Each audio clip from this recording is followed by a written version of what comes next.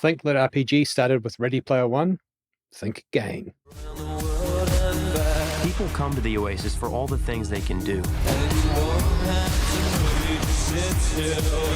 But they stay because of all the things they can be. Long before you could grind levels in a LitRPG novel, Dream Park and Guardians of the Flame showed us what it meant to truly play the game. Modern LitRPGs let you exploit the system, but these classics forced you to survive it.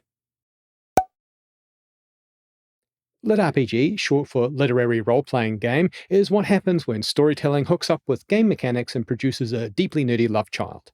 At its core, it's about characters progressing through a structured game-like system, often complete with XP, stats, and level ups. While it's taken off faster than a rogue on a caffeine bender in recent years, its roots go back long before Kindle Unlimited turned it into a book factory for the stat-obsessed. Before Ready Player One gamified geek nostalgia for a broad audience, books like Dream Park by Larry Niven and Stephen Barnes and Joel Rosenberg's Guardians of the Flame series laid the groundwork for what LitRPG could be before anyone called it that. These early books defined LitRPG back when it was still finding its feet and before it became a competitive sport and min-maxing.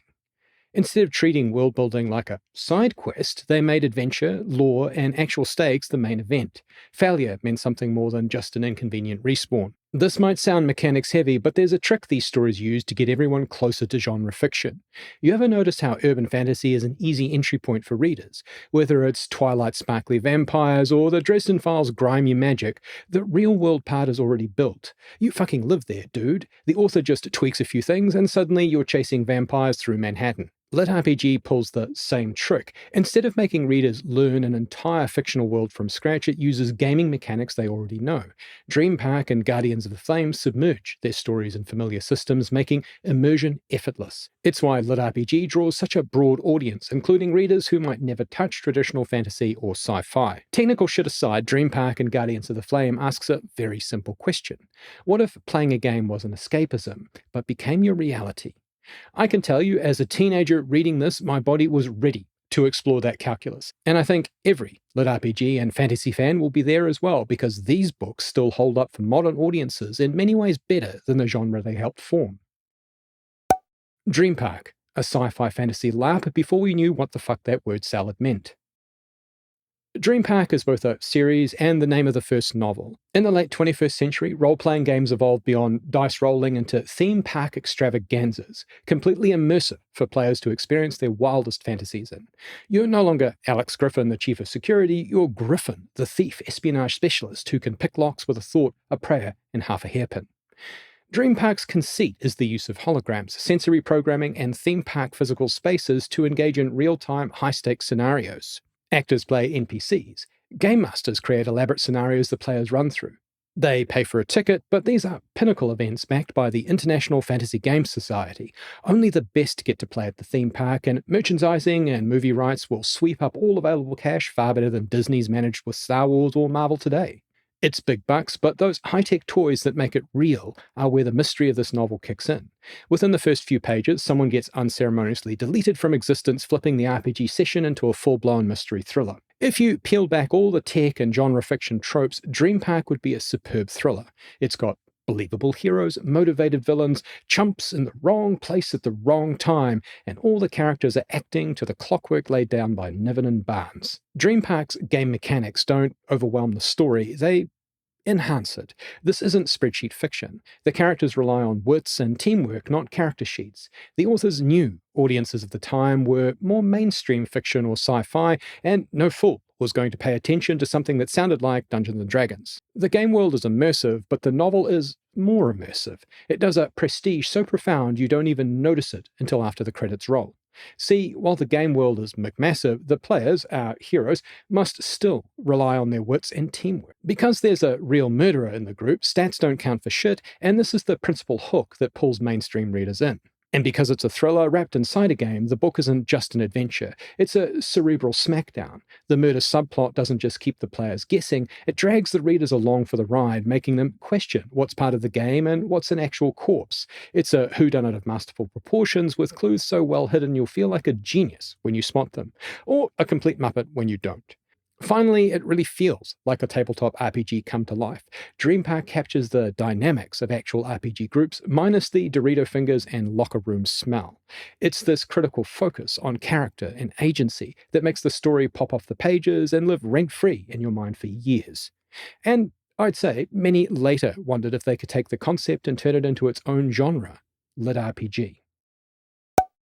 Content warning: hazards may fall from above. While the debut Dream Park novel is epic, where you sit on the sequels will be mixed. I'd recommend treating it as a one and done, but if you get into the books hard for all that's holy, pull up before you get to the fourth book, The Moon Maze Game. Even the title screams do not touch, like a frog that's way too brightly coloured to be safe. The first three books mostly follow Dream Park's head of security, Alex Griffin, and circle around repeat characters like Acacia Garcia, who pulls double duty as a sometime love interest. The fourth book jettisons Alex like last week's trash, introducing us to a cast of asshats and fuckheads we just don't care about. It really crawls up its own ass by setting the whole thing on the moon, forgetting what made Dream Park great. It's the characters, stupid, not the faux sci-fi. Since we've mentioned Acacia, we should also touch on a critical fumble of many sci-fi books of the time: weak female characters. Women in Dream Park largely serve as props for male protagonists. Niven and Barnes often describe female characters by how they look, not how they function, whereas the men can be handsome and smart, brave and leaderful, or whatever else they need to be. This problem doesn't get better as the books walk through time, perhaps reflecting some rigidity of outlook on the author's parts. Despite this unfortunate byproduct of the time, Dream Park was daring for its era, incorporating concepts like NLP and sensory programming before we fully understood them. Niven and Barnes put the speculation back into speculative fiction, weaving some impressive what-ifs, even as they failed to imagine women as the equals of men. Even with its sequels crashing and burning, the original Dream Park is still a killer read. It's a standalone sci-fi mystery that holds up today. Just pretend the rest don't exist. Roll with advantage. If Dream Park left a legacy, it's this: strong characters playing the game, not speedrunning it. The heroes don't break the system, they wrestle it to the mat, kicking and screaming. There's friction between the game's masters and the players, but they're both chasing the same goal: tell a bloody good story and make it through in one piece. Because the game's integrated into the real world, the story has real-world stakes. You can die, like for real. If you fail, not only does a villain get away with murder, but Dream Park's head of security could be out of a job, the people he loves will suffer hardship, both emotional and financial, and the entire industry of live-action gaming will be tarnished, perhaps sunset for good. It's not about min-maxing. It's about storytelling. That's why Dream Park still holds up. Even in 2025, nothing has quite matched what Dream Park did because it never lost sight of the story inside the game. Guardians of the Flame, The Sleeping Dragon, or When We Fumbled to Success. By the early 80s, Dungeons & Dragons wasn't just a game. It was, according to certain pearl-clutching conservatives, a direct hotline to Satan. Parents panicked, preachers frothed, and law enforcement genuinely pondered whether rolling a d20 could summon demons. This moral meltdown reached its absurd peak with the 1982 made-for-TV movie Mazes and Monsters, where a young Tom Hanks plays a college student who loses the plot after too much D&D. It was a fear-driven steel-wool enema to geekdom, spicy with paranoia and seasoned with a complete lack of actual research. Joel Rosenberg did not give a fuck. In 1983, he dropped The Sleeping Dragon, the first book in Guardians of the Flame. People called it a portal fantasy because we didn't know how to spell LitRPG back then, but let's be Dr. Phil and keep it real. It does the same thing modern LitRPG does. While Rosenberg's tremendous brass balls and timing can't be ignored, this wouldn't be as good a story if the books were shit. They are not shit. I've read and reread every one, and the most disappointing aspect is that there won't be more. Rosenberg died in 2011 at a too-soon age of 57. His wife said he came to write Guardians of the Flame after saying, "Boy, I'd really love to be in the world of my game." He woke up one night and said, "This is what it would really be like." Rosenberg, like Niven and Barnes before him, made a great series because he didn't over-egg the pudding or drown it in exposition gravy. His books are grounded, a love letter to the Industrial Revolution, complete with all the blood, sweat, and oh god, we forgot about sanitation moments that come with dragging a world into modernity. See, in The Sleeping Dragon, a group of college students playing D&D gets transported into their game world, taking on the physical forms of their characters. Unlike Dream Park, this isn't a simulation. While Dream Park's real world stakes are real, the Sleeping Dragon takes it up a level. There's no real world anymore.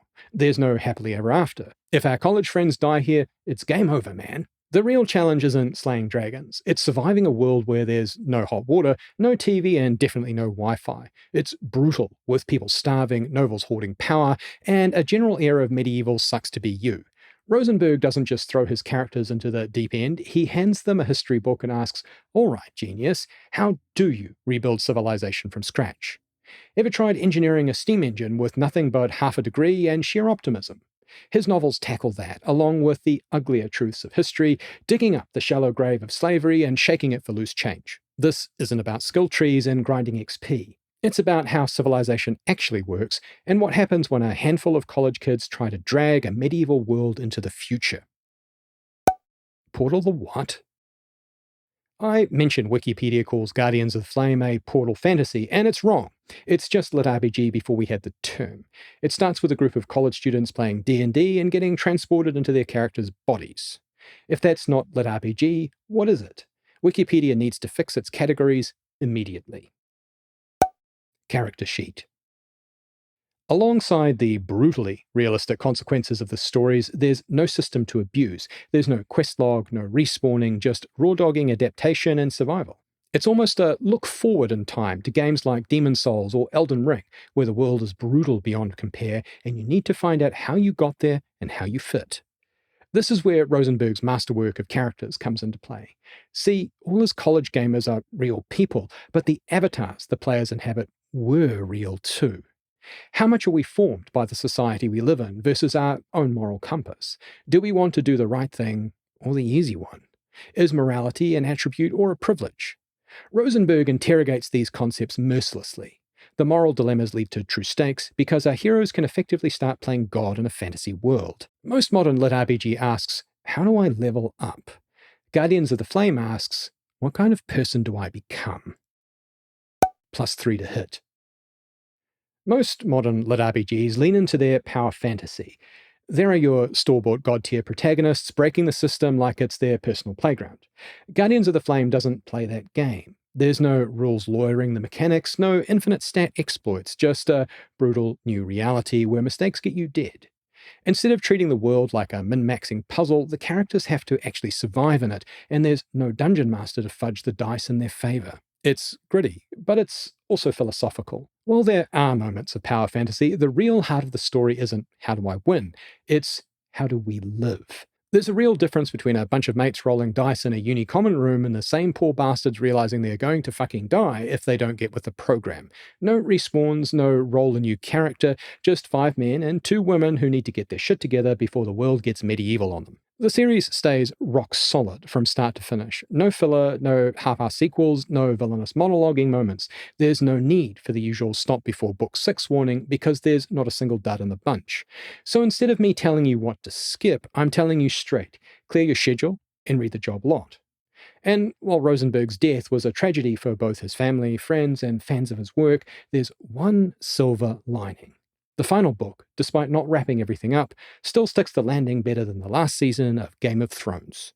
If you want an RPG-inspired fantasy without plot armor and where the world's field of fucks is barren on the matter of your survival, this is the one to read. It's brutal, it's clever, and unlike its inbred cousin Grimdark, it actually remembers to be fun. There's real humor threaded throughout the hardship, so while the stakes are high, the reading never feels like a slog. Finding a story that leaves you feeling better than when you started is practically a superpower these days. Why these books are still awesome in 2025. Dream Park and The Sleeping Dragon paved the way for lit RPG, but they feel different from today's stat-heavy, more progression-focused stories. On the left, we have classic lit RPG, Dream Park, Guardians of the Flame, and on the right, we've got modern lit RPG, Ready Player One, and solo leveling, things like that. Classic lit RPG is story first, where mechanics enhance the world, where modern lit RPG tends to be mechanics first, where the world serves the stats. In classic, characters struggle and face real consequences. In modern, many modern protagonists exploit the system to win. In classic, it's more about playing the game than breaking it. In modern, it's more about optimizing the system than the adventure. And finally, in classic, the world feels grounded and dangerous, whereas modern lit RPGs lean into power fantasy. This contrast isn't universal. A friend who read a draft of this script demanded I include a nod to titles like Dungeon Board, which managed to lean more into the origin story of the genre, proving there is still plenty of room for nuanced storytelling. Those diamonds are still out there, but if you're here for strong characters, real consequences, and an RPG setting that has no press X to win, the OG LitRPG books are worth every page. So, should you read these books? If you're still on the fence, I've prepared your quick save decision guide. It's a yes if you love fantasy and sci fi, where the RPG mechanics serve the story, not the other way around. It's a yes if you enjoy books that ask, what would you actually do, instead of, how do I break the system? And it's a yes if you want a world that feels lived in, where failure means something more than just a respawn. It's a pass if you prefer your lit RPG with progress bars, skill trees, and constant level ups. It's a pass if you need a protagonist who's overpowered by Chapter 3 and breaking the game by Chapter 5. See, Dream Park and Guardians of the Flame aren't just early lit RPGs. They're proof the genre could have gone in a completely different direction. These books didn't just predict lit RPG, they show how deep it could go before the genre swerved. They set the bar with real stakes, flawed heroes, and worlds that didn't just exist to be conquered. Surprisingly few books have picked up that torch, instead settling for the easy W of stats and progression. For a bit of fun, I've included a lit RPG I wrote when I was 15. I assure you, it's rough. It's embarrassing. And that's why I know you won't be able to stop yourself from cringing through it here. Check out the link in the comments. What is it exactly that you bring to this? I'm a planner. I make plans. You've already made the plan, so... If the existing plan fails, I make a new plan. So you make plans that fail? No, He also plays the lute. not relevant. Let's talk. What's the first game-inspired book you read? Did Dream Park and Guardians of the Flame spark your love for lit RPG, or did you come in later with Ready Player One? Drop a comment below. And if you like this, smash that +2 like button of heroism and maybe consider subscribing, because what's life without a little risk? Thanks for watching. Please hang up and try again.